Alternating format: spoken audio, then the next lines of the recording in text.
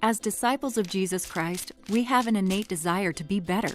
This desire to do and be more sometimes creates within us what Elder Neil A. Maxwell called divine discontent, a result of comparing what we are to what we have the power to become. While speaking of divine discontent, Sister Michelle D. Craig said, "Each of us feels a gap between where and who we are and where and who we want to become.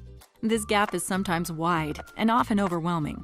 We think the only way to accomplish our goal is to give every ounce of energy we've got, but it doesn't work. The only way we can successfully bridge the gap between where we are and where we want to be is by understanding this one principle. By small and simple things are great things brought to pass." For example, a typical plant needs an immense amount of water over its life to survive, but it does no good giving them all that water at once.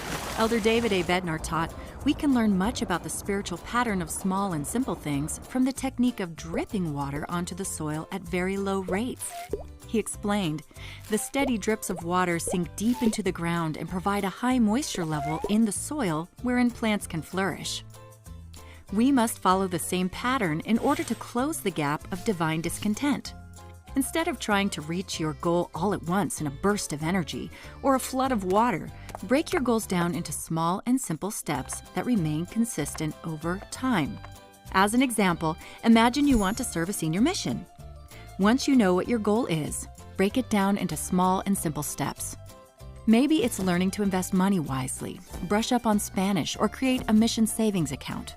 Now, instead of working on these goals all at once, select only one. Yes, I said only one. Remember how the Lord works? Line upon line, precept upon precept. Let's say the first step is to brush up on Spanish. Now break down the chosen skill or behavior into a couple of habits that can be performed daily or weekly. This could be reviewing 5 words a day or read a chapter of the Book of Mormon in Spanish every day. Now, just choose one habit. Let's choose review 5 words a day.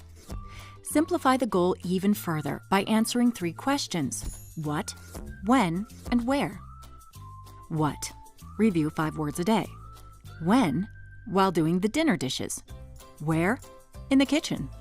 Now you have a small and simple habit to work on.